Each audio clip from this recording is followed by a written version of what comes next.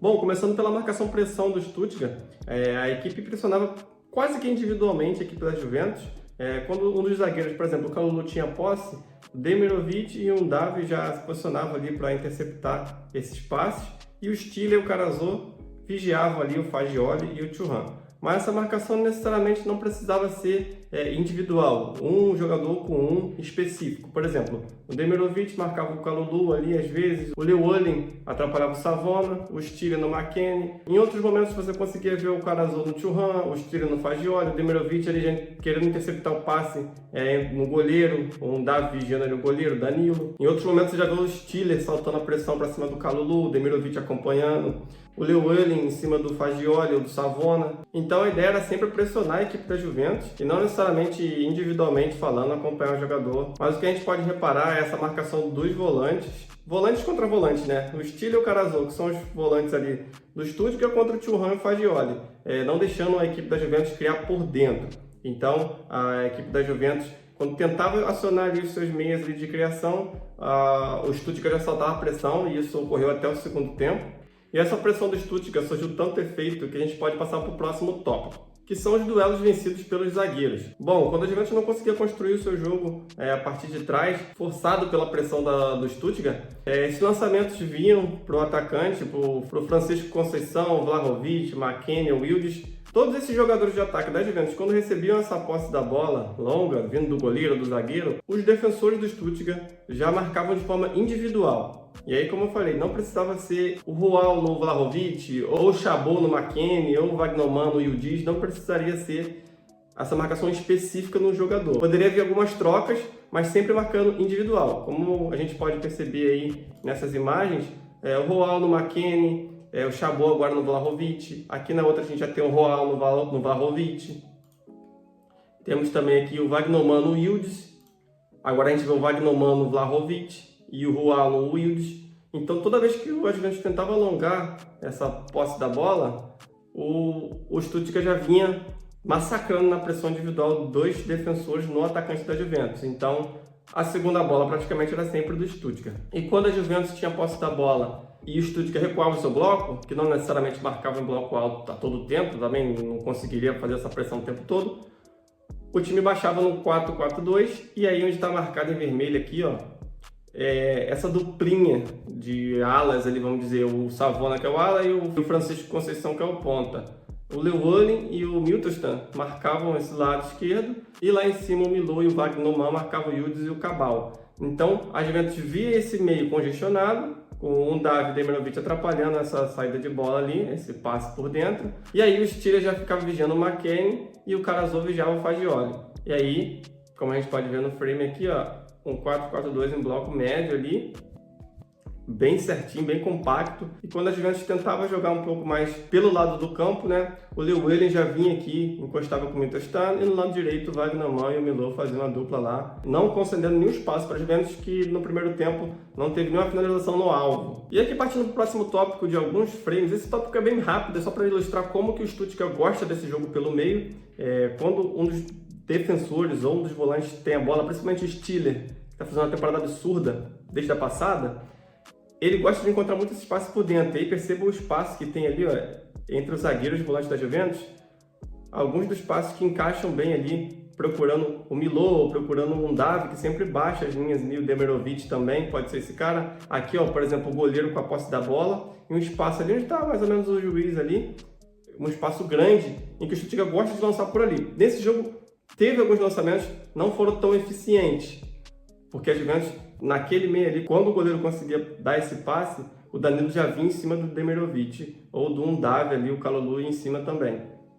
Mas o Stuttgart gosta muito e já machucou muitos adversários através desse jogo. E só para pegar um gancho aqui, já que a gente está falando de meio, né? O gol do Stuttgart saiu através de um salto de pressão errado do Kalulu. Você vê ali que o Bilal Touré baixa a linha ali, o Kalulu vai dar o salto, ele ataca o espaço ali por dentro e finaliza de uma maneira absurda, afundando o goleiro Perin, que saiu o gol do jogo. Agora eu quero falar de uma questão muito importante, que é a superioridade numérica. Bom, galera, na superioridade numérica que eu quero dizer é quando o Stuttgart saía em 3 contando o goleiro. Se a gente tem essa visão aqui do Nubel com a posse da bola, o Rual do lado direito e o Chabot do lado esquerdo, o Vlahovic e o Yildiz ficavam confusos.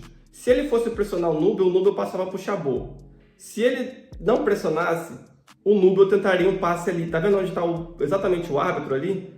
Naquele vão onde eu falei anteriormente que o Stuttgart gosta de machucar seus adversários por ali. Ele lançaria a bola ali num Davi que fazia a corrida por dentro ou pelos lados ali, confundindo a marcação da Juventus. Mas o foco principal é nessa questão aqui. O Vlahovic pressionava o Nubel e o Nubel tocava no Chabot. Isso foi o que mais aconteceu na partida. Você vê que é uma superioridade, está até escrito aqui, é uma superioridade 3-2, porque a gente conta do goleiro também. Então, se a gente tem uma visão assim de sistema, a gente pode falar que é um 3-2-6. Vamos botar assim, porque o Mittelstadt está caindo por dentro aqui e o Wagnermann do outro lado caindo por dentro também. E aí sobram os 4 lá na frente, né? Então vamos ver mais alguns frames aqui, ó. Perceba como, ó, o Yildiz, o 10 aqui e o Vlahovic de esteirinha amarela fica confuso. Ele não sabe se ele vai pressionar o goleiro ou se ele marca lá em cima o Chabot, porque querendo ou não, tá perdendo na superioridade numérica. Então um salto que ele dá aqui errado, o Nubel vai lançar no Chabot, que tem uma qualidade absurda para poder passar a bola. E aí, ó, mais um frame que o Chabot tá livre. Nesse lance saiu o gol do Stuttgart, só que foi marcado o toque na mão do Undav. Então, ó, perceba que a bola vai no Chabot. Aí, ó, aqui tem algo muito interessante para se destacar também. Você percebe que o Undav está sendo marcado pelo Savona, de chuteirinha vermelha ali. E aí o Savona larga ele, aí olha o Undav aqui livre, ó, do lado do árbitro, o Undav está livre no círculo central, e aí ele ataca exatamente o espaço que sobrou, porque o Savona vai marcar o Llewellyn lá em cima, que tinha saltado por trás do zagueiro, confundindo a marcação, essa marcação que era individual da Juventus, né? Você vê que tá todo mundo ali, ó, um com um certinho, só que o Stuttgart embaralhava muito essa marcação da Juventus. E aí o Llewellyn sai, o Savona vai marcar ele, e olha aí, ó, uma superioridade aqui. Na verdade, 2 contra 2, né? Só que tem uma superioridade no espaço do campo, em que o Undav vai atacar, o Danilo ele tá vigiando o Demirovic, em tese, o Kalulu fica confuso porque o Llewellyn sai de trás dele, e aí ele não sabe se ele marca o Demirovic ou o Llewellyn, e aí o Undav ataca o espaço, sai de cara pro gol e faz o gol. Dominou na mão, o juiz anulou corretamente, mas assim, foi uma jogada bem cantada no jogo, eu diria, né? O Nubel fazia muito isso com o Vlahovic e com o Yildiz, enganava muita marcação. Aqui mais um frame, ó, o goleiro com a posse da bola, o Vlahovic vai em cima dele. Os dois volantes eram muito bem marcados. O Stiller pelo McKennie e o Karazor pelo Thuram. Isso eu posso dizer que a Juventus foi bem, mas perdendo a superioridade quando o Nubel tinha posse. Então você vê aqui, ó, o frame com o Nubel com a posse.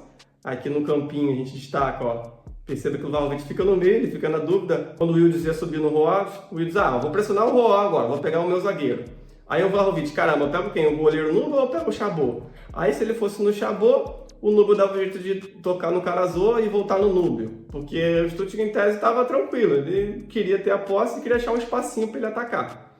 E aí o Vlahovic costumava pressionar o Nubel. Aí o Nubel vinha e tocava no Chabot. Aí o Chabot encontrava o Mittelstadt, encontrava o Llewellyn, que é o próximo tópico que a gente vai falar. Vou destacar aqui mais uma vez, ó, a superioridade até no meio campo, até quando o Stuttgart tinha a posse da bola à frente do meio campo, você vê que o McKennie fica confuso em ir no Karazor ou ir no Stiller, ele fica no meio, e o Vlahovic lá marcando os dois centroavantes, aí ficava meio perdidão, porque o Stuttgart sempre dava um jeito de superar a Juventus em questão numérica. Então ali o Karazor tinha posse, o McKennie ia marcar e tocava no Stiller. E aí o Stuttgart ia balançando o jogo assim, muito tempo no primeiro tempo, e as principais ações saíam do lado esquerdo, justamente com Mittelstadt e Llewellyn. Porque além desse 3-2-6, entre aspas, que o Stuttgart utilizava, ele também utilizava o Stiller baixando a linha. Então o Stiller baixava para receber a posse, aí que confundia mais ainda. Aí o McKennie fala, caramba, se o Stiller é meu, eu vou atrás dele. E o Vlahovic pressionava do zagueiro,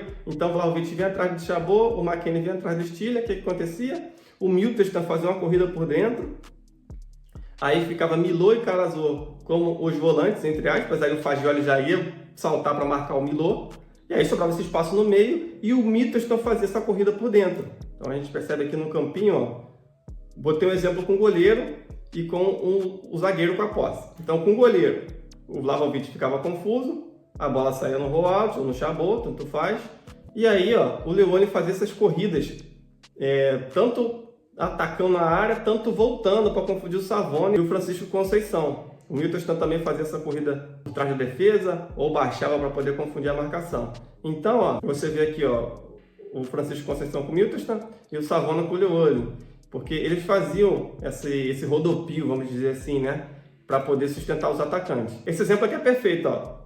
O Savona vai marcar individual no Leuane, aí o Francisco Conceição tá perdido, porque o Milton deu um jeito de enganar ele nessas voltas, nessas indas e vindas, deu um jeito de enganar ele e a bola passou ali pelo corredor. O lado esquerdo foi muito utilizado pelo Stuttgart, que teve suas principais ações por ali, seja ganhando na pressão ou criando oportunidade a partir da posse mesmo.